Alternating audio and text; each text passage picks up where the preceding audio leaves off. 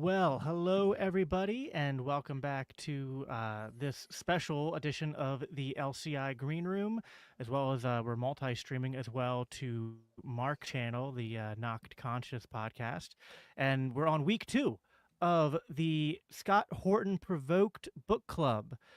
Very excited to be diving into this book. I feel like I've read 5 books already, and we're not even halfway through this thing. It's absolutely insane. I don't know how you two talked me into this, because this is just crazy to try to read this much content all at once, but I'm also loving it at the same time. I'm learning so much, and I'm so excited to be on this journey with all of you guys to try to get these ideas out in front of as many people as possible. As we've said over the last couple of these, that it's really important. Like, we're living in very crazy times right now, and this book, I know it took Scott a long time. It was a labor of love, and it came out like, I would say a little bit of divine providence. It couldn't have come out at a better time, where people are ready to receive it, and the importance of the message and this information is very necessary. I'm, of course, joined again, already said, Mark from the Knocked Conscious podcast. We got Sean in his full glory today.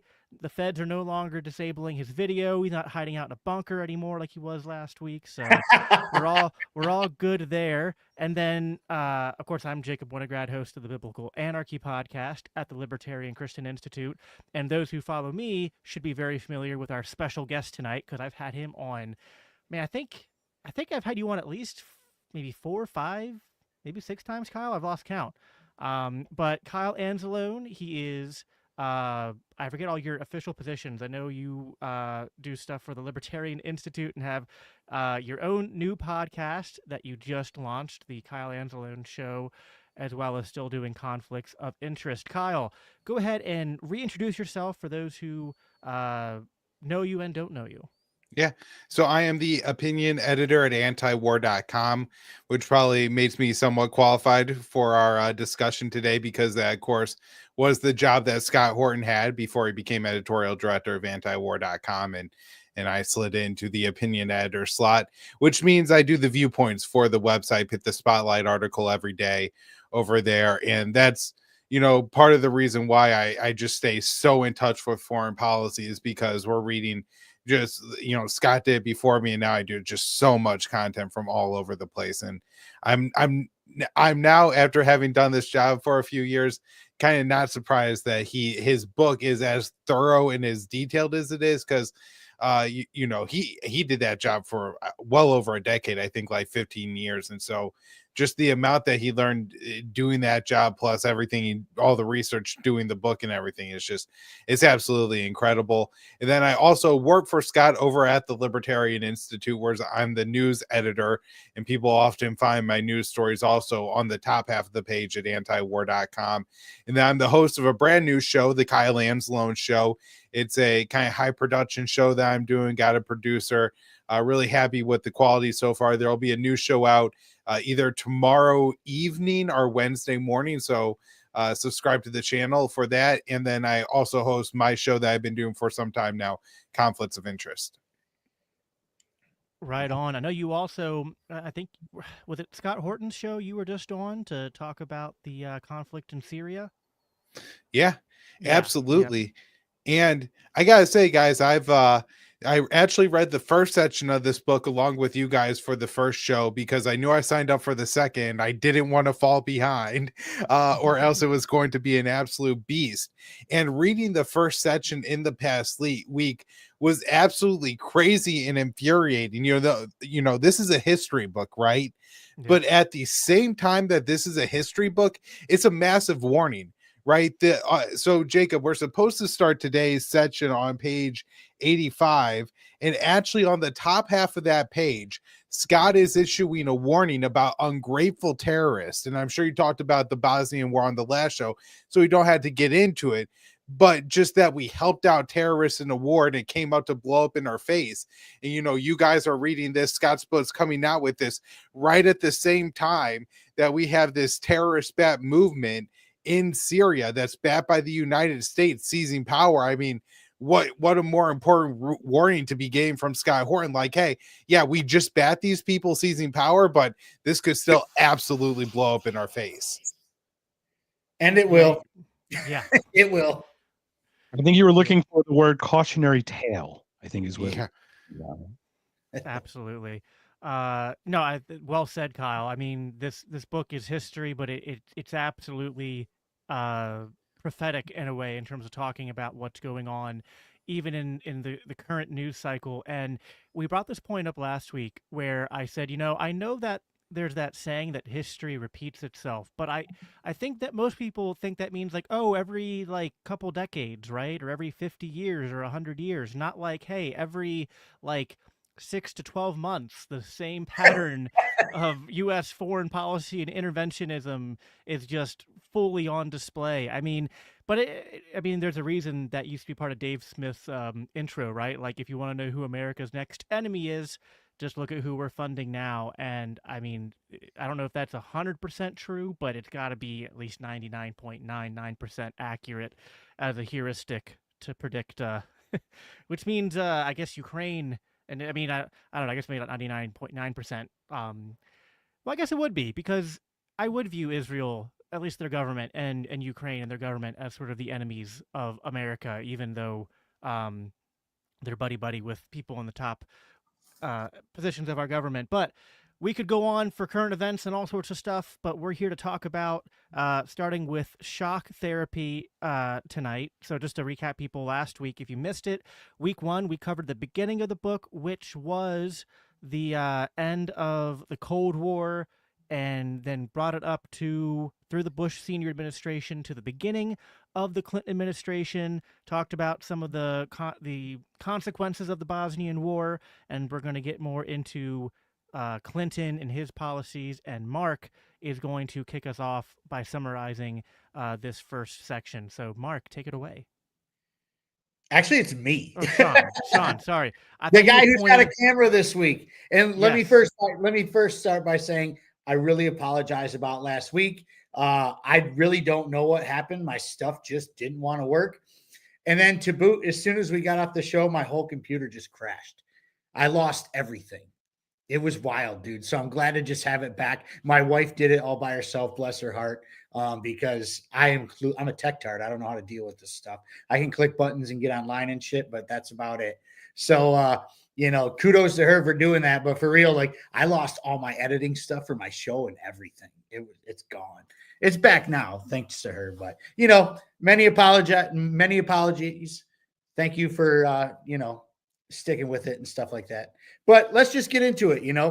We talked about last week a little bit, how the origins of the war happened and stuff, and promises that were made and promises that were broken.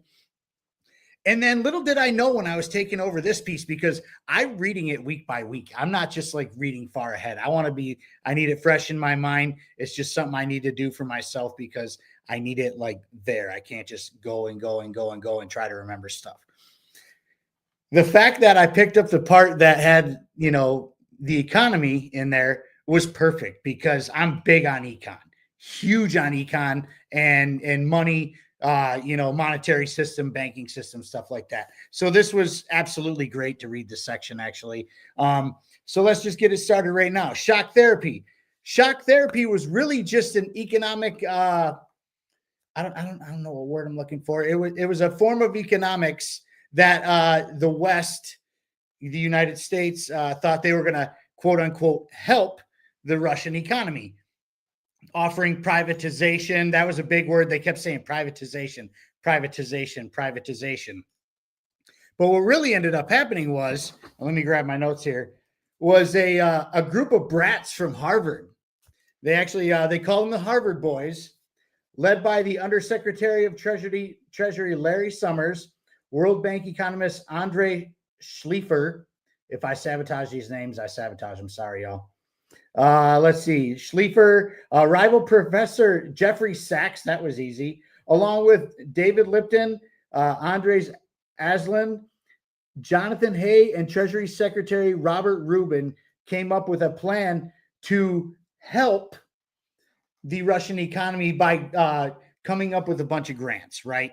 It was just one of those things where we're going to come up with these grants. We're going to help them out. Really, in theory, it was a way to destroy their economy.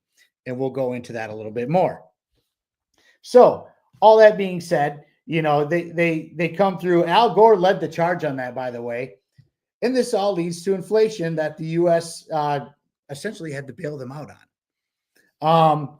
So the U.S. gets involved with Russian monetary system, prints a bunch of money on the Russians' behalf to, quote unquote, save them, which of course causes some inflation. And by some inflation, we're talking 2,500%, according to the book, which totally buried the Russian economy. It was bad. Like they buried them. People didn't know what to do. It was in bad shape. Other than the oligarchies, that were up top, people were screwed. And after that, they try to say everything should be privatized from there. In the meantime, Mr. Murray Rothbard, my favorite economist of all time. Look at the flag behind me. I'm a Rothbardian big time. He's screaming, hey, privatize everything. But Russia kind of kept their hands on the price controls. They kind of let some go, but they also kept some intact, which, and by the way, they continued to print more money, which turned into an absolute disaster. So those boys from Harvard, along with the U.S., the West, or whatever you want to call them, because there's a bunch of different names in the book at this point. It's either U.S., it's the West, whatever it may be. The U.S. is involved no matter what. They come up with this voucher system, right? And so this voucher system, oh, by the way, we got to throw this name in there. And if I sabotage it, I'm so sorry. Anatoly Chubais. Did I get that right, Kyle? Oh, don't ask me. I just read these things. I don't. You have to go and listen to it, and usually you're gonna get like some BBC anchor saying it in a British accent, so it's only partially helpful. But you're probably close enough.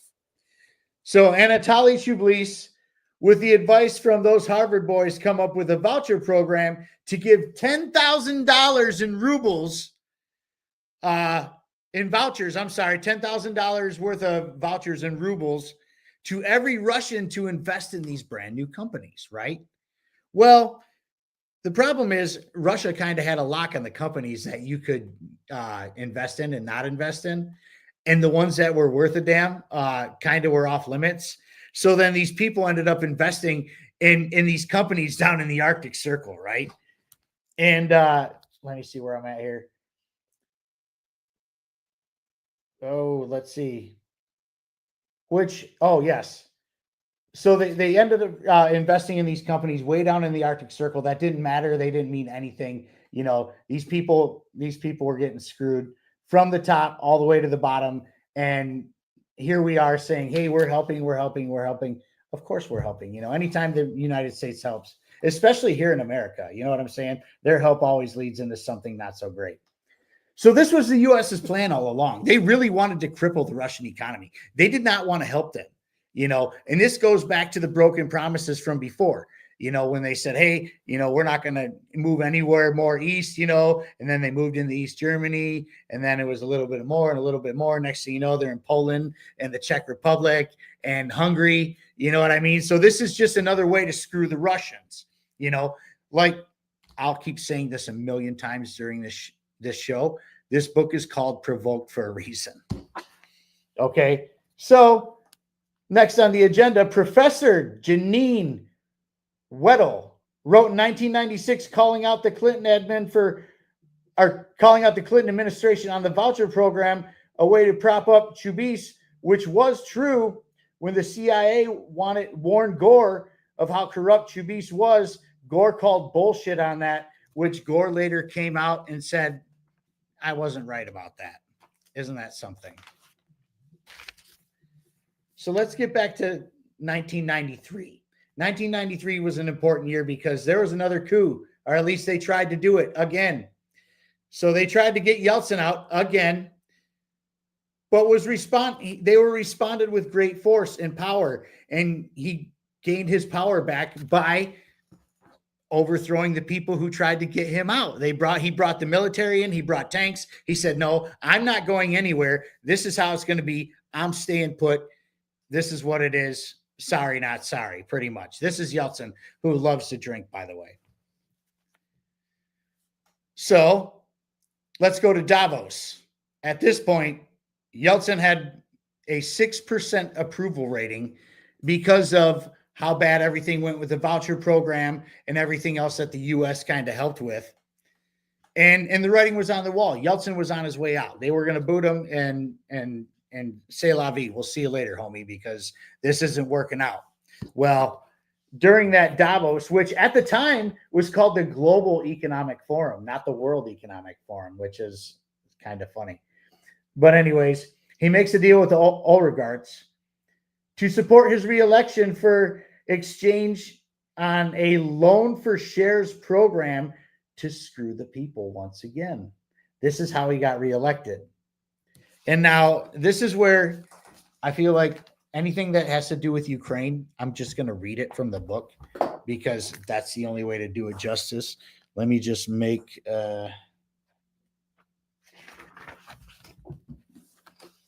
messing with that, you. I'm sorry. Well, I was going to fill the time while you were getting it up, but if you're ready, then go for it. I'm ready to go. So messing with Ukraine. And I will always read when it says Ukraine in the main title. I'm going to read it because that's important, because obviously this is what this is all about. In July 1997, NATO and Ukraine signed the Charter on Distinctive Partnership with promises to develop relations and broaden and strengthen their cooperation in the Western Alliance.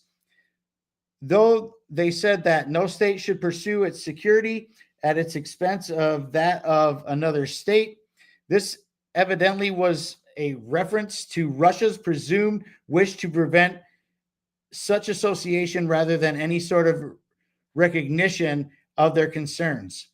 It is also promised the beginning of planning to work towards NATO Ukraine military operation interoperably, as well as military training under, oh my goodness, what a word, Scott. Thank you for this.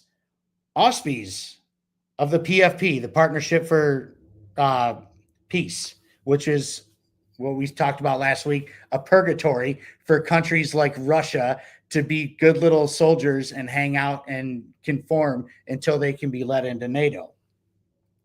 In August, U.S. and Turkish warships held a week-long joint exercise named Seabreeze 97, which involved troops from Ukraine, Georgia, Bulgaria, Romania, Turkey, and the United States. Russian Defense Minister Igor Sergeyev denounced the exercises while deputies in the parliament threatened to leave the PFP. They were going to have the Marines land in Crimea. Parliament threatened, to practice intervening in an ethnic conflict. The Los Angeles Times reported that the theoretical events were taken as NATO warning to the Kremlin of what could happen if it sought to recover Crimea.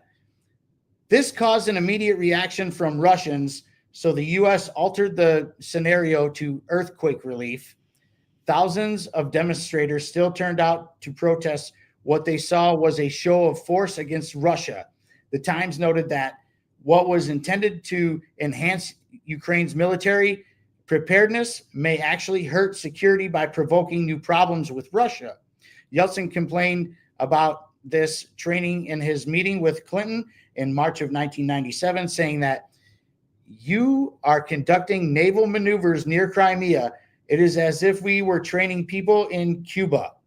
How would you feel? It is unacceptable to us. We are not going out to seize Sevastopol. Dude, think about that for a minute. They started it back then. That was the hard stop, was Ukraine, which has been the hard stop this entire time. And here we are in 1997, and they're playing these games back then. So yeah. Please tell me how Russia's the bad guy. Well, isn't it so frustrating? Like Scott's on a couple debates now, and I think in each debate, the people he's been talking to are like, well, Russia didn't care about NATO expansion in the 90s and the 2000s, and didn't care and didn't care about and only cared about Ukraine because of I don't know, like, evil boogeyman Putin wants to, recreate the USSR. But like, we're not even past the Clinton stage of this yet, and we already see that, Yeltsin has multiple times gone to Clinton and talked and complained and said, hey, like, what are you guys doing? This is making it kind of difficult for me to, uh, you know, sell this idea of America and Russia being friendly, sell the idea of us trying to pursue Western values and Western democracy. Um, and I wonder, like you said, Sean, I want to get Kyle to comment on this, like that it's just because they're trying to, like it, I guess, like a sort of like they wanted to screw over Russia economically. But I don't know, like I guess part of it's that, but isn't it also partly just like even when maybe they were trying to be helpful, they're just too stupid to know how to like properly implement free markets because this is Bill Clinton and the Bill Clinton administration, and they're not implementing free markets even back home in America. Yeah, I mean, I'm sure that is a part of it. Although, if you read this chapter and kind of look at how it plays out, it's very hard to see the quote unquote privatization of the Russian economy as being anything other than a giant corruption scheme that was aided and abetted by the United States.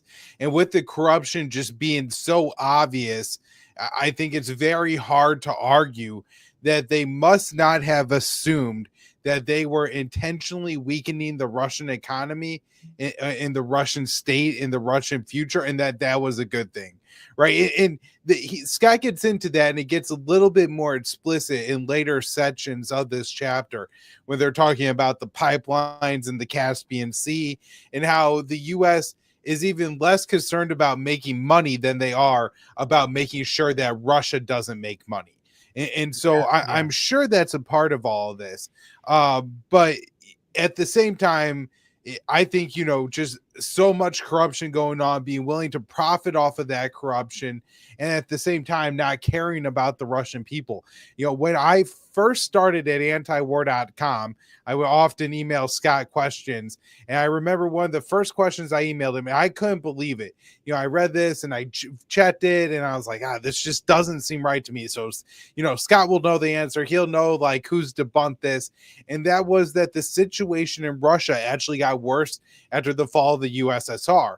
Just being a libertarian, you assume that after a country gets prices, that the situation is going to get marginally better, right? I'm not saying that, you instantly go from communism to utopia and that free markets just take off. Never thought that.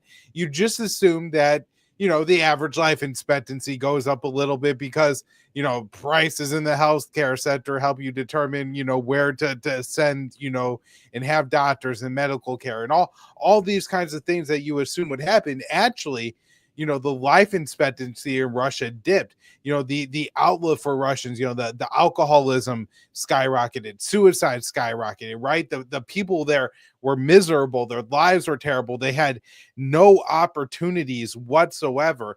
And again, it's just very hard to see how the Americans were not intentionally aware that was going on and we're okay with it. I mean, I'm sure we'll talk about it throughout this entire show, but I think, two threads that are really important in this entire chapter we're talking about today, but particularly are important in the first section, is we see the losing of the Russian people. After the fall of the USSR, there was a real opportunity for the Americans to come in and look, I support, and I'm sure as all of you guys do, the Rothbard plan. We privatize, we let the Russian people work it out rather than this incremental privatization that is set up in a way that fleeces the individual Russian people. When they get the waivers, there's nothing good on the market. So they trade away their waivers, believing that they're never going to get anything for them. And then, then they put the good stuff on the market when only the people who had capital and the ability to hang in there, and they were able to get everything. And so, this fleecing thinking of the Russian people really loses the Russian people in respect to the Americans. And even had we followed the Jeffrey Sachs plan, which isn't a libertarian plan, but at least that was seemed to aim to actually help the Russian people, where what we ended up with the Harvard boys, the partial kind of odd shop therapy that they implemented in Russia, and just how everything was stolen, all the capital was stolen, and so much of it went to completely unuseful places. It was just horrific what happened to the Russian people there. And then there's just one little part in this section that I thought was really key here. Scott writes, murder, suicides, a broken healthcare and pension system, massive alcoholism and drug abuse, Yeltsin's hyperinflation and gangster state destroyed Russia. Just imagine the fall of the communist regime and Marxist economy, leading to lowering the life expectancy by more than 6 years. That's the reality of the result of the corruption and bad faith of the neoliberal economic advisors Bill Clinton sent to Russia, their bosses back home, and their family of criminals they support in power. And Scott, by the way, in the book estimates hundreds of billions of dollars, or hundreds of billions of dollars, 9 figures, 9, that, a number with 8 zeros behind it, stolen from Russia in dollars, not in rubles, in dollars, stolen from Russia during this period. That's absolutely unreal. Didn't the life expectancy, I forget, for either the entire population or for men, drop below 60? Like, wasn't it like 57 or 58 or something? I mean, that's just insane. Like, it's just hard to fathom. And like 5 million people died over that time. Right. Yes. So what I found really interesting about the one part of that, if I just may jump in for 1 second, was they initially had it sell off all the assets and then like burn that money. So that would solve the inflation part and start privatizing. And then they totally did the opposite. They sold it kind of and then kept it in circulation. And it just created even more hyper inflation over time. Well, yeah, there was 2 different, like there was the initial 2,500% inflation that went up. And then I can't remember. I can't see it in my notes, but there was something else that happened in between there where inflation went up like another 36%, which made it even worse. You know what I'm saying? And then there was, I left out a big part between Jeffrey Sachs and the U.S. government. The government was trying to pin Sachs, saying that he was, he pulled this voucher program to prop up Shubis or whatever. And he's going back saying, no, it was you guys. This was your economic plan. And so it turned into like this big, he said, she said thing. And at the end of the day, Russians suffered. That's just what happened, which led us into the Rambouillet, if I'm saying that right, which was the disaster in Kosovo. Economic hardships cause desperate times, cause for desperate measures, and the people of Kosovo, I mean, that goes far beyond, economic stuff, because, there was Muslims there was Christians there, and they just needed to try to figure out a way to kind of hang out. And that didn't go well. And, Kosovo happened. I'll never forget Kosovo for the rest of my life. That was a bloodbath. It was so gross. Yeah, I was going to, the Kosovo stuff's something we should probably touch on here before we go to the next section. But I also wanted to, I forget if you had touched on, Sean, the initial, I think you touched on it briefly, the how much the U.S. government then supported Yeltsin to get him to win his second election, and how much that like doubled down the economic consolidation of like the means of production and the economy being owned by these oligarchs and mobsters essentially. And then 2, how that also kind of like paved the way for what we'll get to later, which kind of paved the way for then Putin to come to power in the first place, which is just like I remember Scott talking about this when I had him on a couple weeks ago. He's like, it's a really simple syllogism. Like, Bill Clinton puts in Boris Yeltsin, and then Clinton supporting Yeltsin directly leads to Vladimir Putin. So it's like anytime people want to freak out like Putin's the devil, just like throw it back in their face. Like, yeah, Bill Clinton put him there basically. Well, the reason he supported Yeltsin so much is because otherwise the other way was going to be the communist oligarchs coming back through, which is who Yeltsin overthrew twice when they tried to axe him out of there. He chased him out of town 2 times at this point, with most likely U.S. help. Right, but then it was like basically it backfired anyway, because after he won, basically all the oligarchs, were essentially back in, power anyway, in a sense, because they had helped to basically fund him in there. And they were like, I forget the section where like they're like threatening the new like foreign minister and like saying like, you're gonna put our guys in there or you're just not gonna be the minister anymore, right? Like and that's a direct result of US intervention. U.S. intervention is the root of everything that is evil at this point. And I'm not even afraid to say that, Sorry if YouTube takes your show down for saying something like yeah, it's that. right here. It's the payoff where he said Yeltsin appointed nickel oligarch Vladimir Potanin as Minister of the Economy and Deputy Prime Minister, and thievery only grew. Alexander Lifshitz, the new finance minister, later told journalist Alexander Gentelev that he was summoned to a meeting with the oligarchs, and they told him, "We brought Yeltsin to power. The country belongs to us, and you'll do what we tell you." And he asked them, "What is it you want from me?" And he said, they gave me a list of demands, which included consultation with them about all decisions and the appointments of ministry personnel with their consent and so on. And then he asked, like, what happens if I don't do it? And it's like, you'll no longer be minister. Yeah, everything's fine. All right, let's go into Kosovo quick then. Unless anyone else has anything. So then I'm passing it along. Excellent. Hey, everybody. Welcome, Hey. Kyle. If I may, before we start, I just haphazardly asked for media credentials for AmFest this week, and I got accepted.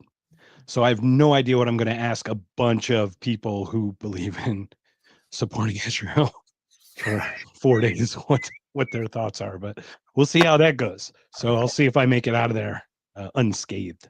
But so we're going to start with Rambouillet, and I hope, Kyle, you can sprinkle in all the things. So in honor of Dave Brocky, if anyone knows Dave Brocky, there was a heavy metal band, I think Sean would know him, called Gwar. Yes. And basically, they used to like yell their name, right? Well, basically, think of this next section is basically that without the G. So it's just war. I mean, never trust a person who has a brooch for every different occasion. I got to be honest. Madeline's War. Let's start with there. The Rambouillet Agreement. You talking about like Madeleine US Albright? NATO's like, what's that? Madeleine Albright. Yes. Yeah, she's exactly. Anyways. And she's gonna come up like a boil, like a keep, like turning up like a bad penny throughout this for a little bit here. So, so we have this agreement where U.S. and NATO, they're exactly a boil. So they have this agreement where U.S. and NATO's like, hey, let us just occupy your land for you. And Milosevic like, no, thank you. So they said, we don't like that, so we're just gonna start bombing you.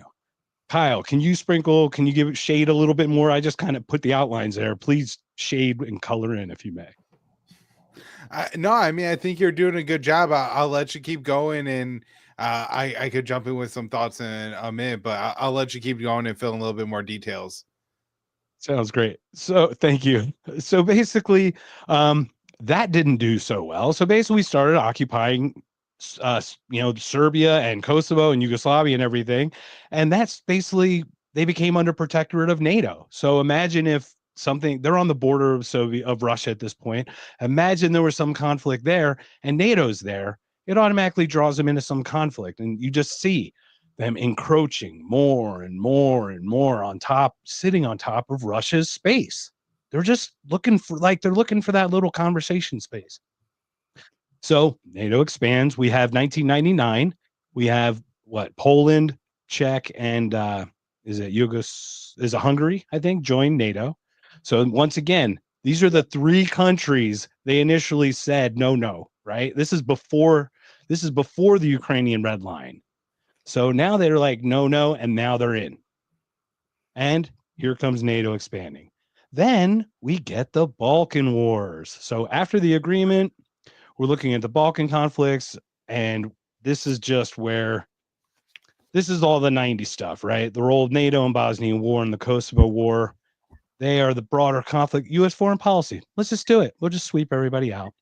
And then after that, we have the Chechen Wars.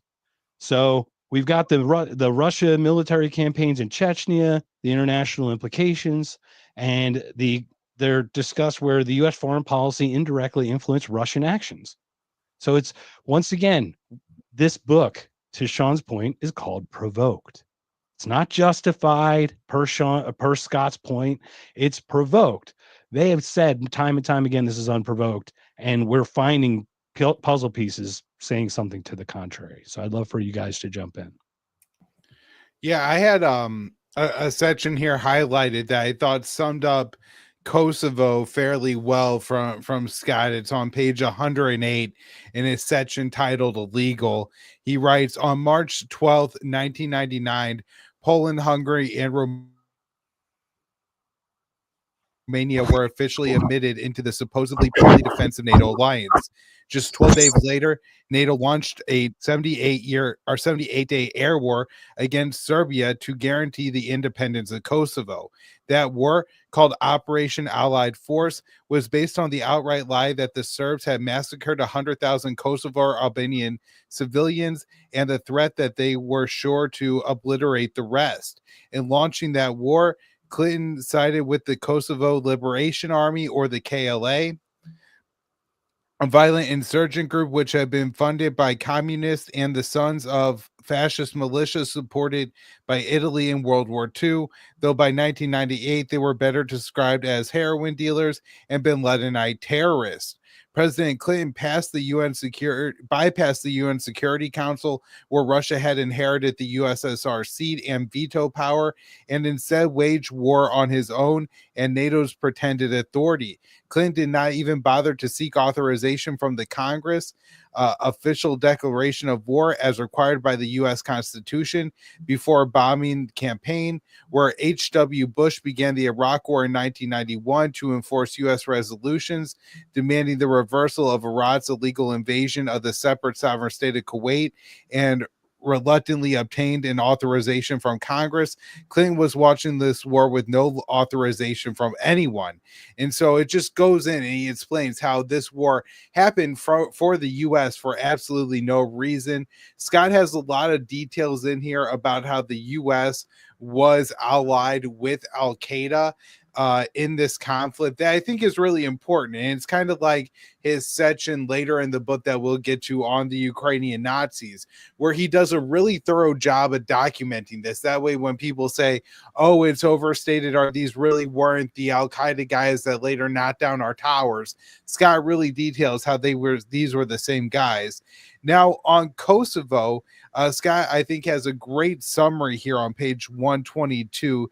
He writes, despite all their claims about the success of American space-age superpower ability to coerce behavior with precision airstrikes, a post-war study by the military determined that despite dropping tens of thousands of bombs on Kosovo and Serbia, NATO had only destroyed 14 tanks, 18 armored personnel carriers, and 20 artillery pieces.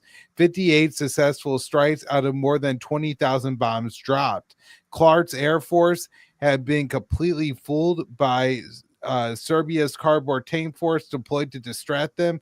As James Bovard noted, at the end of the war, the Serbian military was largely unscathed, but the country's civilian infrastructure was in ruins. NATO bomb fragments were far more effective against women, children, hospitals, and retirement homes than they were against soldiers.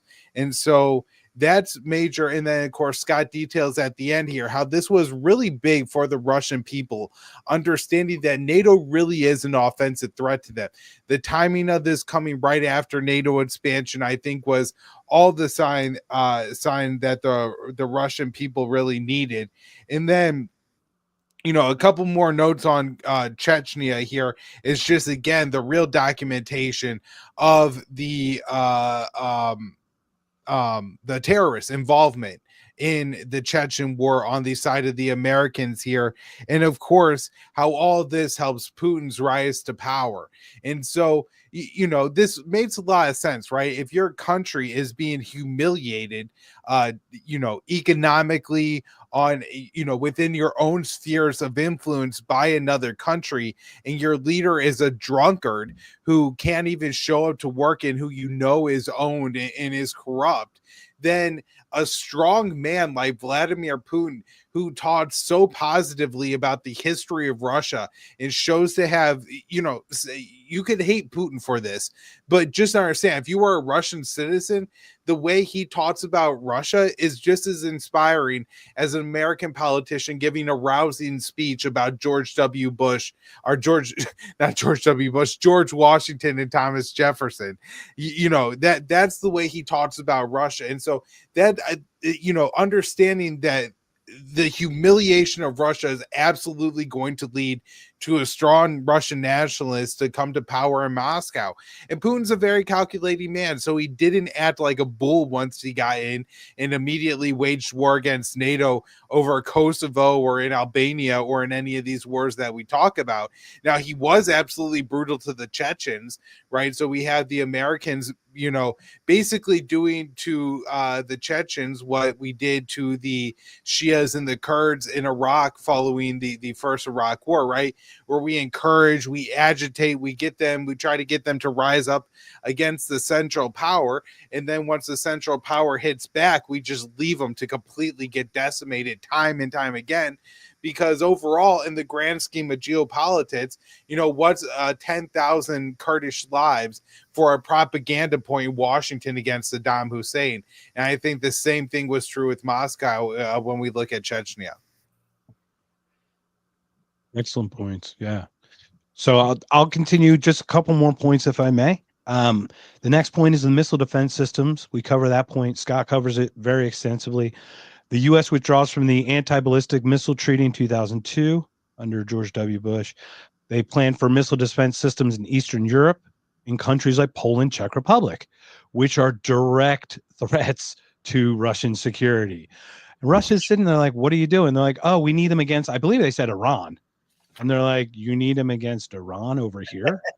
And then they even offered places that they could help them, and they just turned them down and said, no, we're good putting them here. So obviously you had Russian reactions, including threats to counter with their own missile deployments and say, the more you keep pushing on us, and they keep saying it over and over again, they're not hiding what they're saying. Russia's very clear with their threat. They feel slightly threatened. They're like, you guys keep coming. That's going to cause us to react, don't you think? Every time. And we just keep pushing and pushing. And then lastly, there were assassinations and espionage. And there were various incidents with Russian assassinations, espionage activities. So that is the end of mine. And I will pass it off to Jacob for some summarization and continuation of his part. Alrighty. And sorry, I'm switching the format on everyone. I'm just trying to I initially had stuff set up for 3 and I realized, no, we got 4. So I'm just trying to make it fill up the screen a little bit better. All right. So I have from, let's see, where did I start? I know where I ended. I ended pretty much Color Revolution. I had the Color Revolution all the way up to Rose Wilted NATO Round 2. So there's a lot to cover here. I guess theme of a lot of this section is that the U.S. is back, which, I'm glad this only happened in the past and doesn't happen anymore, that the U.S. backed all these regime changes disguised as democratic reforms. And this was done through the creation of NGOs. And so there's like the NED, the National Endowment for Democracy, the NDI, IRI, I think there's a few other ones as well. And so now they wouldn't overtly, so they were overt, but they had to still make it kind of cute, right? So they're like, well, we're not endorsing candidates. We're just kind of endorsing civilized society, right? Like a polite society, just all things good in society and these different things. So they would, generally go into places where they don't like someone who's in charge. He doesn't align with American interests. He doesn't align with mud democracy trademark. And they would do heavy funding of opposition parties. They would do media campaigns. They would do these really manipulative what are they called, like the where they the polls, right? So they'd poll people post voting, and they'd come up with, like, hey, the results actually supposed to be this, and the reporting of the votes is actually not matching up with it. So we think that there might be some election fraud going on, misinformation, so to speak. Again, none of this has anything, no corollaries to any modern things going on, both whether it's here in America or elsewhere. So they had a lot of successes with this strategy early on: Albania, Bulgaria, Montenegro, Romania, and then this set the stage for more interventions in the future. We had Slovakia. That was, I think, primarily done by so you had the NED, the National Endowment for Democracy. You have also, there's a whole section in here about Soros and his involvement in a lot of this stuff, including in Slovakia. And Scott kind of goes out of his way to kind of like just dispel the, yes, we can talk about Soros and his, sort of like a stateless statesman heavily involved in all this stuff. And no, you don't have to talk about it and, fall into conspiracy theory, the Jews or anything like that when you're talking about it. But they ousted Vladimir Mikar. Hopefully that's how you pronounce it. To 1998, and they used a lot of the tactics I talked about. They even funded like rock concerts. They had TV ads. They mobilized quote unquote grassroots events, try to mobilize youth turnout. Again, they used this sort of exit polling to discredit the official result and to pressure a coalition government. And so then the outcome is that Mikuláš Zurinda replaced Mikar. And so this was a model for future interventions as well. We get to, we have Croatia. You had Tudjman, and he was once a U.S. ally. Again, that's just a one-off thing, not a pattern of anything to come where we turn on people we used to fund and support. But he became a target after his policies diverged from Western interests. So they formed what was called GONG, Citizens Organized to Monitor Elections. And this was to coordinate election interference. And there were Slavic operatives like Pavel Dames or Demise. They were trained Croatian opposition leaders. And the outcome of that was pro-Western leaders coming to power. The bulldozer revolution in Serbia. U.S. ousted Slobodan, Milosevic. I think it's how you say that. Yeah, Milosevic. Yeah. I'll just mute myself every time I say it. It's so Milosevic. Yeah, that's the big one. Yeah, that's pretty good. It's spelled so different than it sounds, but it's Milosevic. It's the one that sounds familiar but doesn't look it. Yeah. That's, again, Soros is involved here with a group called Otpor, which means resistance. And $40 million in funding going to parallel vote tabulations and protests, more grassroots stuff, more exit polling.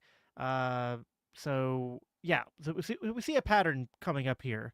I don't know if anyone wants to comment more on any of those revolutions I talked on, any of the yeah, I'd love to jump in. I think it's really interesting about the rock concert aspect of it.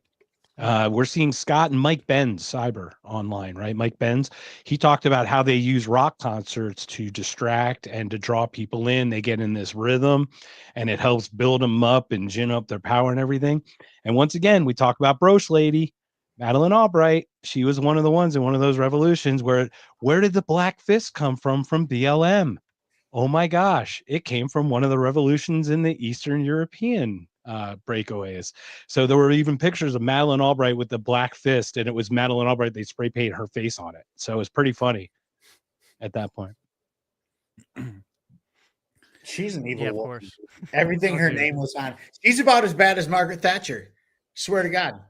Her name, between her and Margaret Thatcher. I mean, obviously one's here and one's in Britain, but like, well, she's not in Britain anymore. You should have seen the celebrations by the British when Margaret Thatcher died, though. I could post a video about Ding Dong, the witch is dead and all that stuff. But anyways, I digress. Yeah, there's a few other interventions that we could talk about. I don't want to necessarily go into all of them. There was like still stuff going on over in former Yugoslavia, and but I want to jump ahead to the section that was called "There's Always NATO," and so this was kind of like Scott wrapping up sort of the Bill Clinton section before we get to George Bush, and you had the section called "There's Always NATO," so talking about how there continued to be the addition of more European nations continuing to break the promises that they had made in the 90s, which, as we talked about last week, this was all like, just because they weren't written down doesn't mean that they weren't important, because the whole thing that led to German reunification was predicated on the very explicit promises made by multiple people. I think last week I had like 7 explicit promises from 7 different people in, between the American administration, the Germans, the British, all saying we're not going to go one inch eastward, we're not going to put weapons over here, et cetera, and then naming out specific countries we're not going to add. So you guys have already talked about how that promise has been broken, and these moves, along with all the economic interventions and just like living conditions in Russia, really soured Russia's perception, like the population's perception of America. They basically got to the point where they were like, all right, like democracy, capitalism, all this, like we're not down with this. This is just making us like puppets of American interests. We're just being exploited, and we're they were ready for something different. You could say, as well as the expanding of NATO, into spaces they said they weren't going to be. So this all leads to, as I talked about, I think I hinted at earlier, that you have Putin starting to consolidate power, and he's initially the prime minister, and then he is appointed. So he's appointed then to the presidency by, what's his name? Yeltsin. Yeah, having a brain fart. And initially, just it's funny because there's so many times where America is like pro something that's happening. They later come to they wouldn't admit it now, but yeah, they were all like pro Putin at the very beginning and thinking that he was going to continue to be a reformer, that he was going to bring stability, stuff like that. There's a section here. So right from the beginning, the making of Vladimir Putin, and I'm going to try to find it in the midst of my chicken scratch here, because Scott says something really. Here we go. Yeah. So I'm going to start. It starts on another page. In 2000, Boris Fyodorov explained that though Putin might consolidate power at the expense of organized crime, the man was no angel. Everyone expected him to purge the family that made him. Fyodorov wrote, but it doesn't mean that anybody today in Russia thinks that Putin is a great reformer, that Putin is a great Democrat, that Putin is ideologically motivated, idealist or anything like that, because he's clearly not. But Mikhail Gorbachev and Boris Yeltsin are now widely hated and reviled in Russia as villains and traitors for selling out the country to America. And by then, virtually the entire national consensus was that democracy was a failure. The word itself became a curse. The men who led Russia's transition from communism, with much assistance from their American friends, had blown it. And if a strong man could give them their dignity back, they would let him. So, any comments on that before I'm going to chime in right now. What the hell did you expect those people to think? Honestly, seriously. Oh, between Gorbachev and Yeltsin, who were reformists, they were trying to like play ball with the West or whatever, and they got played like a fiddle.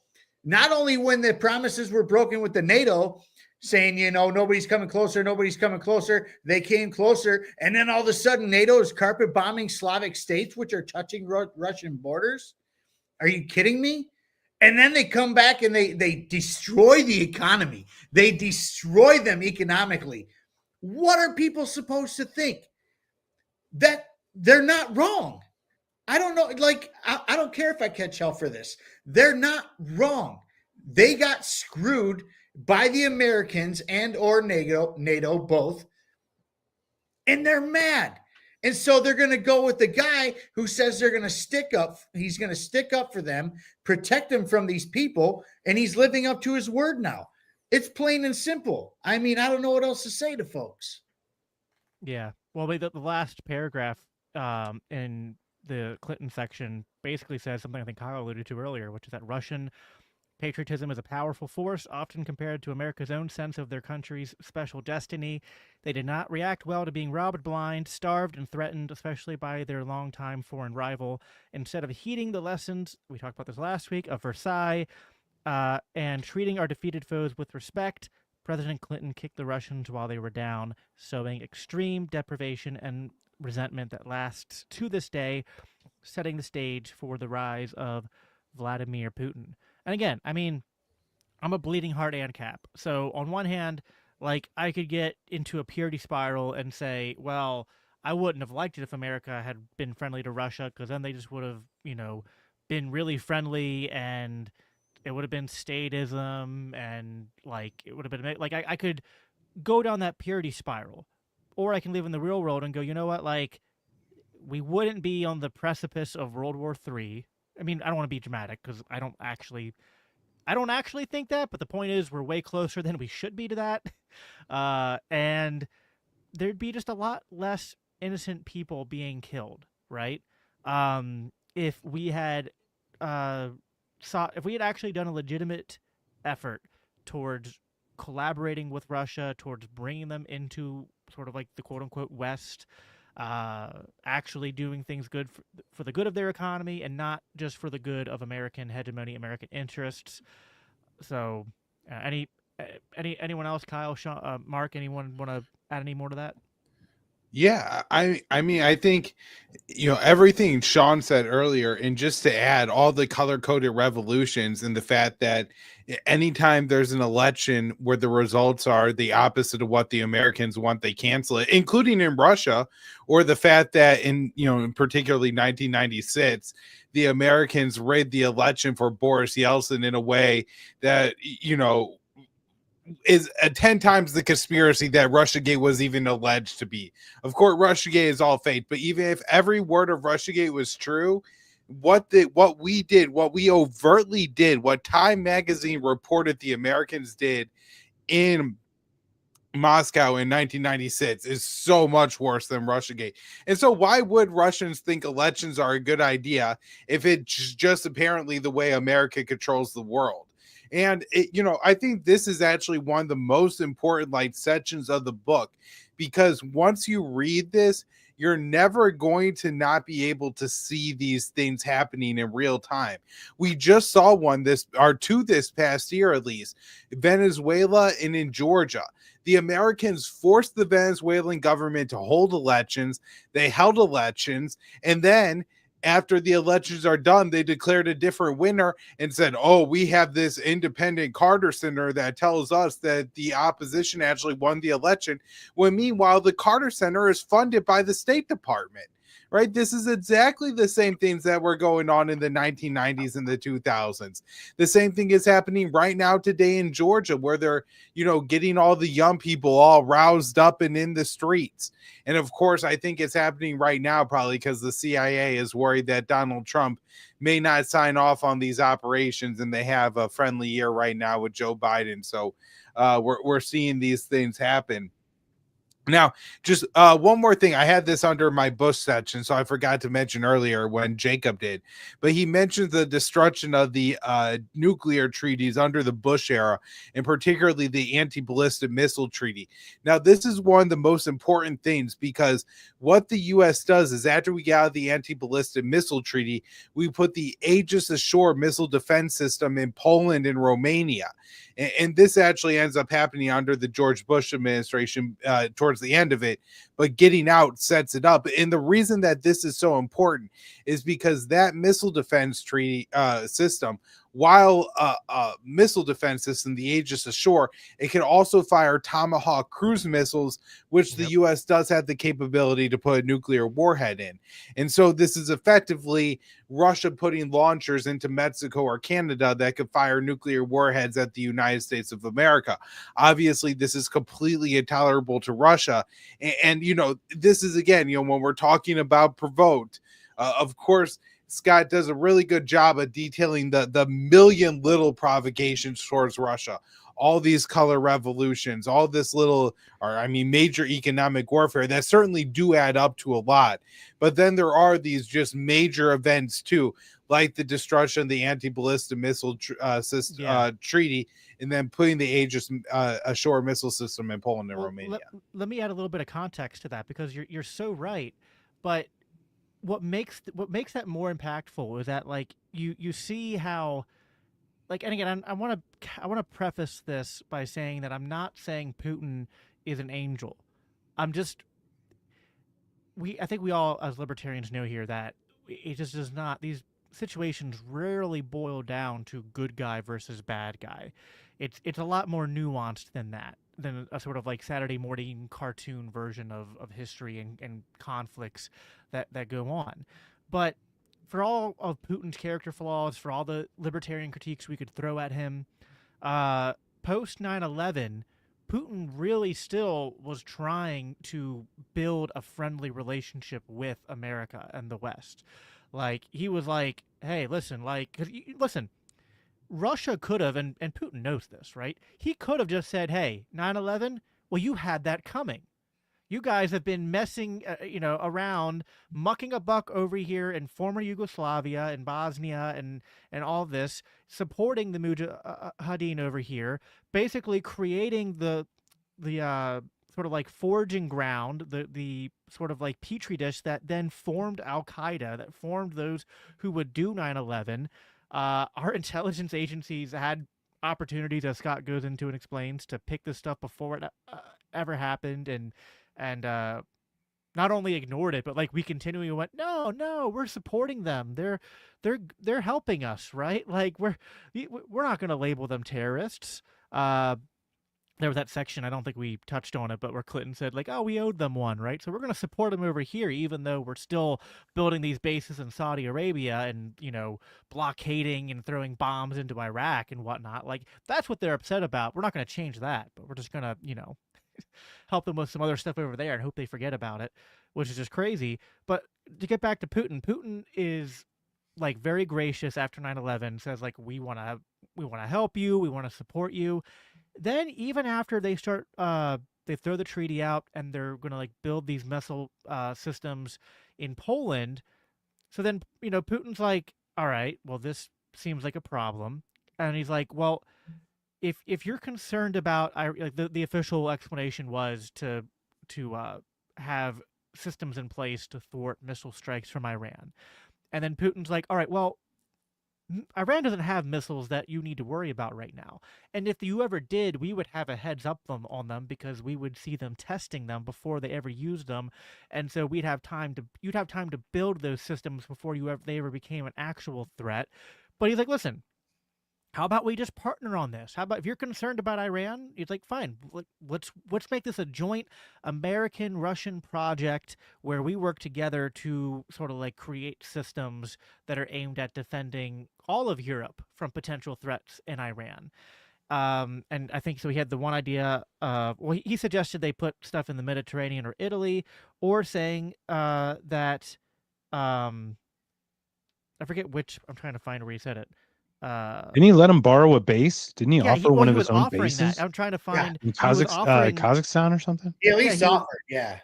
Yeah, Yeah, I can't think find the. they let them use the K2 base in Uzbekistan, which was a former Soviet base, which I think was actually a nightmare for the Americans. But Jacob makes a really good point that after 9/11, Putin offered to help the Americans. It's not as if he exploited this opportunity or did what the Americans probably would have done, which is after the Americans went to Afghanistan, he would have started backing the Taliban against them. That's certainly what Washington would have done if the roles were reversed.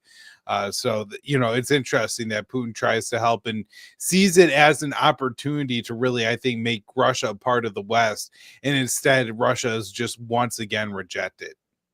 Yeah, I mean, it's And just to that point, Kyle, if I may, to that point, you're talking about the all of us, all of America supported all the terrorism in Afghanistan against Russia in the 80s. And Yes. then in the 90s, we support the terrorists and we globalize it, right? The Bin Ladenite is globalized, right? The globalization of Bin Ladenite or whatever. And now, then they attack us. And what was there? One of their things where some of the younger troops are like, why are we training against America? Because they had so much support from America. And even through all of that against Russia, Putin extends the hand because he knows terrorism equals bad and he wants to defeat that and he wants to work together with America. He thinks it's a great opportunity to consolidate, collaborate, work together, and they box him out again. And if I may, one other thing to watch, Bringing Down a Dictator was about about one of the revolutions with Madeleine Albright and the Fist and Otpor. Mike Benz, it's an hour-long documentary, but Mike Benz has it on Twitter, and it's like a 3.5-hour breakdown of a 1-hour documentary by Mike Benz. It is so fascinating to watch how they manipulate and how they work crowds and how they got all this stuff to coordinate. Yeah. Yep. And I did find the part where it says that I just had it and I lost it again. Ugh, this book's too big and my mic's like right in front of it. But yeah, there was a base in man, I just had it and I lost it again. I should get my finger. Oh yeah, the Gabala radar station in Azerbaijan. And yeah, the interceptors would then be able to be placed closer to Iran at sea or in Turkey or Iraq, where America still had a lot of troops there because at this time we're already in Afghanistan and Iraq. Anyway, the point all there being that Putin, and again, not to make Putin an angel, but it's just like, put it this way, the amount of restraint he's showing towards the actions that NATO and America are doing in his neck of the woods is not reciprocal to what American officials would do in similar situations. And I think that discrepancy alone makes the propaganda of like this, war in Ukraine being a unprovoked attack. And we haven't gotten, to 2014 or some of the really spicy stuff yet. But but we should get to, before we run out of time here, the Rose. We haven't even started Obama. I mean, what about there was the Orange Revolution in 0405? That nobody really talked about. The book doesn't bring up the Orange Revolution, I think, till after the Rose. I think that's it is a little bit later. Because I ended on NATO round 2, and right after NATO round 2 was the Orange Revolution. So that's correct. Yeah, that's where I had it split. So yep. So we'll talk about the Orange Revolution next week. Yep. But we'll end on the last two sections that were here. So we had this is where the George Soros section was, which I kind of already alluded to, and then we have, but that was all part of the Rose Revolution, which. So pull up my notes here because otherwise I'm just. And remember, you were talking too, Jacob, the NED and everything. Look who's heading these groups. Wasn't John McCain head of the INI? And who was the head of the other group? I mean, complete neocon. Just absolute crazy people who want to bomb everything. I don't think people realize that when we say that, like, John McCain is responsible for like the deaths of hundreds of thousands, if not millions of people. Like, it's not just like, oh, he had a bad voting record. right? It's like, no, this guy is absolute, like, just the worst. Like, one of, like, uh, which is why like, when I became very aware of all of this stuff going on is what led me to be a Democrat, because I just looked at, like, John McCain, and I was just like, and what he represented, it, and it was, I didn't know, I missed the Ron Paul moment back in the day, so uh, unfortunately that wasn't an option for me at the time. But yeah, so the Rose Revolution, uh, sorry, I have like way too many windows open right now. So this was going on in Georgia under President Edward Shevnad Shevardnadze, I think is how you say it. Srebrenica. Srebrenica. Shevardnadze. That's not how. Yeah. See, I'm listening to like an audio thing, I, and it I know. mispronounces it. I think it's Um, Srebrenica, something like that. Srebrenica. But he had again been a U.S. Man, this is a weird pattern, right? A U.S. ally in the early 1990s, receiving lots of Western financial aid. That's so weird. But fell out of favor in Washington due to his policies that were strengthening ties with Russia. So he was making deals with Gazprom about like the pipeline, like the gas pipelines and stuff. And so basically, like they were going to be buying a lot of their oil and gas and stuff from Russia, and they were not open to Georgia integration with NATO, and they were addressing Chechen insurgents on Russian terms, and so he was just more aligned with Moscow. But listen, I'm sure that these Western leaders who preach so much about self-determination and democracy were totally fine with this government, this country near Russia, deciding that they just wanted to cooperate more with their neighbor than with this other country halfway across the world, right? Obviously not. And um, so some key players also. There was Ambassador Richard Miles, and he was also involved in the Serbian bulldozer revolution. And he was sent to Tbilisi to lead the U.S. effort to depose help me out, Mark Shevardnadze, Srebrenica. Shevardnadze, Srebrenica, something like I'll that. remember. Yeah, okay, Shevardnadze. It's all right, man. We're all trying We're this trying together. This so is a hard. great book to learn like 8 languages. You I know know, all these right? things way too good. Are you sure you're not Russian? Dude, I mean, I will put I am my looking for this. I do not know for what you're talking about, please. they Oh my accuse God, me you even of have the accent. as much as they accuse me of taking Kremlin money. I'm like, listen, I got 5 kids. If the Kremlin wants to give me money, I will give them my Venmo, my Cash App, my like. Go ahead, right? um, Soros was funding the Liberty Institute, which was a Georgian opposition group. You had Otpar, again, that's Serbian revolutionaries. You had the key opposition leader was Mikhail Saakashvili. And he was a former justice minister of Georgia. But again, they're doing kind of the same stuff they'd already tried out. A lot of the propaganda, the media ads, the putting the money in the grassroots movement and protests and whatnot. They were mobilizing street teams to go and like do graffiti protests and stuff, and like put the symbols of these different groups. The NDI was heavily involved in this. It's the National Democratic Institute. Hey, you gotta love the name. By the way, you gotta love the names of these organizations, right? Like it's just like I think I forget what show Scott was on the other day where the host compared it to like it's like gender affirming care. It's like you're just begging the question with these organizations, like like you name it very good organization. Well, obviously they're named very good organization. They only do good things. Yeah. Exit poll manipulation was still very present in this. So the outcome of this of the Rose Revolution.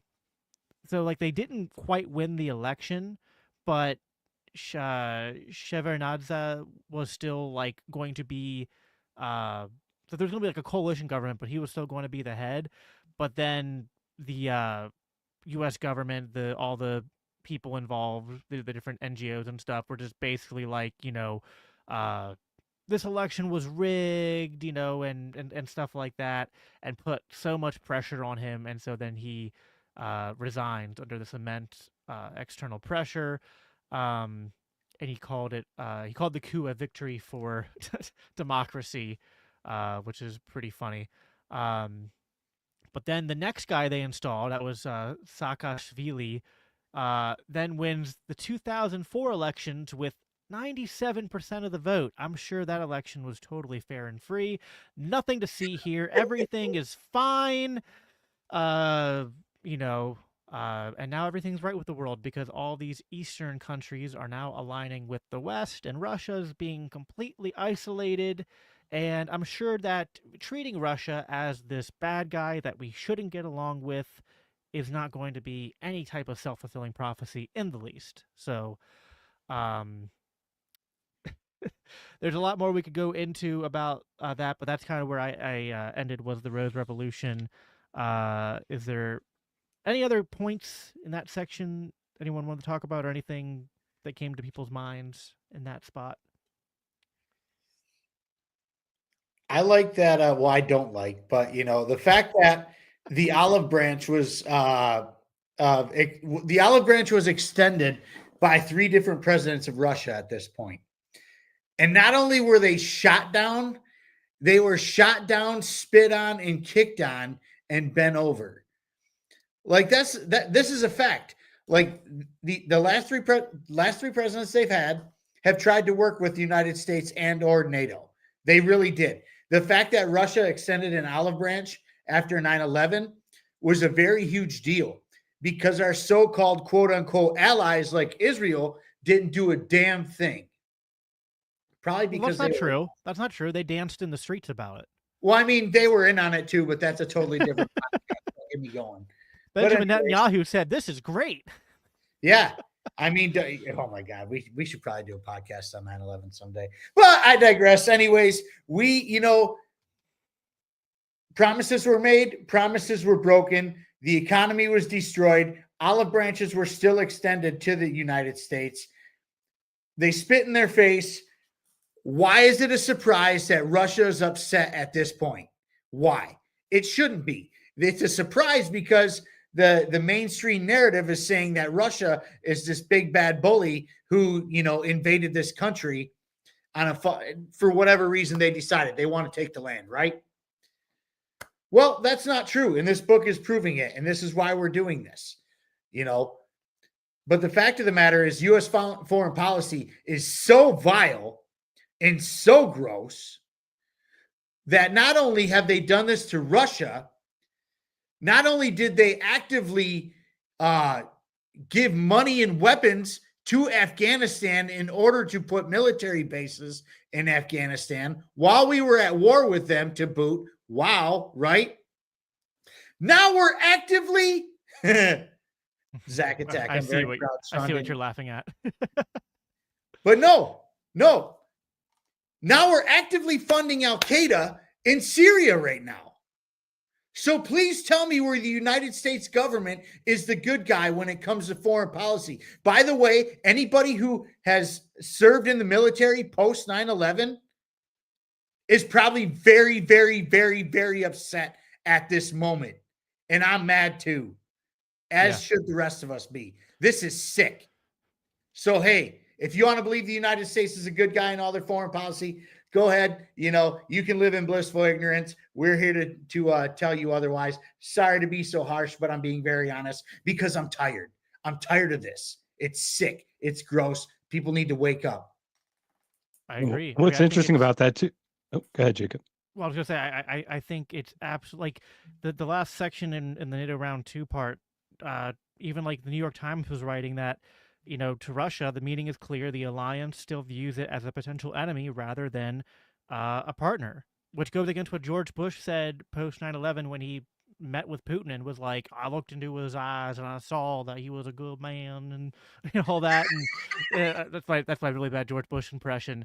Chinese. But he was like, he's like, but I think he's a good guy. I think he's a reformer. I think, and it's like, but that's not how you treated him every step of the way. I mean, it's like, the honey on their lips the honey of their words, going to Putin like, no, it's all good, don't worry, nothing to worry about, don't worry about these military bases going up next to your border, don't worry about NATO expanding, we're all partners. But then it's just like every step of the way, the actions are communicating, nah, we don't like you, we're never gonna like you, you're never gonna be part of our team, you're never gonna. It's kind of like continuing to bully a kid at school who just wants to sit at your table, except this kid has nukes. So Yeah, not a great, I not a great guess. plan. The one thing I would add to that, Jacob, and the one thing that I feel like so far I've really taken away from the first about 150 pages of this book that I guess I kind of knew before, but I didn't realize how much this was the case. It's not just like, those nice words and the things like the Partnership for Peace or the European Russian Alliance, like all these different groups that they come up with, all these different proposals that they come up with. It's not necessarily that they're just stupid. Is that it's a con, right? That they're tricking the Russians. And Sky kind of lays it out in the first section that there's some concern early on, particularly in the H.W. Bush and the Clinton years, that if they scare the Russians too much, a new Iron Curtain is going to go up somewhere in Europe. And so they have to really con Russia and get Russia to believe that this isn't their grand plan to expand NATO right up to their borders, to weaken, to threaten Moscow. But that really does seem to be the plan all along. It's just that they had to slow walk it for that reason. And so, yeah, Jacob, they say all these nice words, but that's just a part of the scam. It's just I guess, I kind of assume that H.W. Bush made promises. Clinton broke some of those promises and they made new promise. W. Bush broke those promises and made new promises. And the cycle goes on. But it seems all so much more intentional than that they really knew that the promises that they were making at the time weren't promises that they were going to keep, but rather promises that would get Russia not to have a major reaction at the time. So then they could take a further escalation that they could provoke Russia further down the line. Yeah, it's all about American hegemony. It's all about it's our security interests. It's about we have to have control over the resources, the oil, the military bases, the security, and it's all about it's about us, but it's because we're the good guys, because we're the ones who are going to ensure democracy, and by ensure democracy, we mean that all elections around the world go exactly the way we want them to go. It's just absolutely insane. And then when you study this history, and then Scott already brought it up, I think in the first section about they do all this, and then they want to let's just for a minute think that Russia did heavily influence the 2016 election. And listen, I'm sure Russia maybe tries to influence it somewhat, but it's what hypocrisy to be how dare they, right? Couldn't endorse Kamala, for goodness sake. Yeah, what hypocrisy to be how we're so high and mighty, we would never funnel money and misinformation and NGOs and stuff into another country to have some kind of impact on their elections. I mean, it's just it would be funny if it wasn't so depraved and evil. So, and I want to read one last little thing here and then kind of give everyone closing thoughts, because this is important. This is the last paragraph of the section, and it pertains to we're moving closer and closer to the crisis in Ukraine. In 2002, NATO published their first NATO-Ukraine action plan, which was different from the more controversial membership action plan, which President Bush attempted to push through at the Bucharest summit in April 2008. Still, this was another step toward further integration between the alliance and Ukraine, setting objectives for the reorganization of Ukraine's armed forces and communication systems for easier integration with allied military forces. But, I forget where it was, someone earlier said, Russia has nothing to worry about unless they decide to, start doing bad things. Which is just as dumb as saying, well, what do you have to fear from the police if you're not doing anything wrong? It's that dumb. It's that dumb. It's well, whatever. Why do you care about privacy? We just let's just have the military and FBI just put people in our houses, because like if you're not doing anything bad, what do you have to worry about if you got, government military and government intelligence just pointing guns at you and spying you all the time, right? Like, you got something to hide? Anyway, let's go around and everyone give closing thoughts before we hop off here. Okay, Sean, you go first. Okay, I will go first. Closing thoughts. Turn off your TV and go do your own research. Get on a podcast, read a book, talk to people outside of the mainstream narrative. They're probably going to have a little more information than the status quo. If you want to live in blissful ignorance, keep watching Fox and CNN. That's what I have to say. If you want to grow your mind and see the way things are, do the things I just said. Otherwise, that's all I got. Follow me at Buds and Reality on all things. It's at Buds letter N Reality. Yes, and Zach Attack says touch grass too. Go outside. Yes, touch grass. Love your family, love your neighbors, love your people. That's the message. Awesome, love it. Mark, final thoughts? Yes, sir. Yeah, so we're clearly seeing NATO expansion and at least getting Russia's attention at minimum. Let's just say they're getting Russia's attention. And we haven't even gotten to the land dispute over parts of Ukraine yet. We're not even there yet. Nope. Like, we're not even there yet. And look at we could have a final conclusion to our thesis right now and be like, we've got our closing arguments. We're good to go. But wait, there's more. So I'm very excited to look what's forward. Mark Sean polls on X and everything. No, I am not. I am not a 3-named person who does bad things to people. But I do use my full name just because. But watch us, follow us. Thank you, everyone, for checking this out. It's Buckle Up should be the name of the book. It should be called Buckle Up. So thank you, Kyle. Thank you so much for joining us, man. It was a great pleasure meeting you. Thank you. Well, Kyle. Speaking of what Sean said, which is don't watch CNN and don't watch your mainstream media, you should be getting at least a bulk of your news from the Libertarian Institute, antiwar.com. Kyle, go ahead.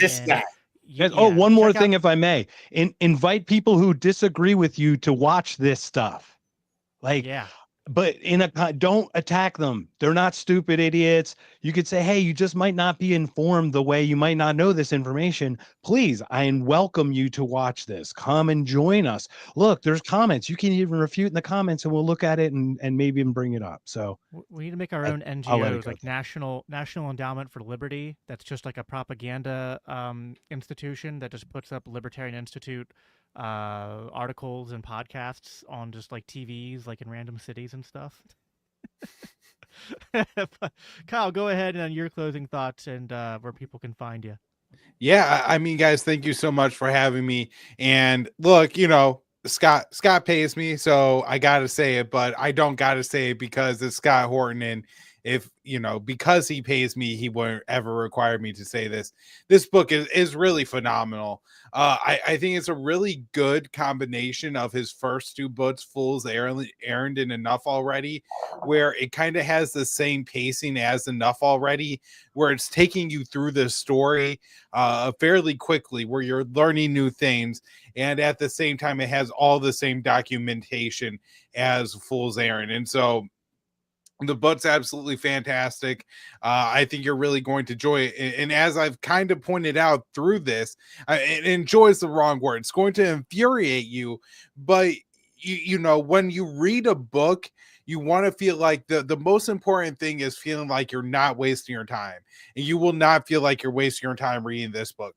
Chapter after chapter, paragraph after paragraph, you're learning new, important information from, the highest place and the most important sources, right? Scott isn't relying on, some off-color websites or things like that to get. It's all the absolute closest he could get to the firsthand sources. So really, really just fantastic.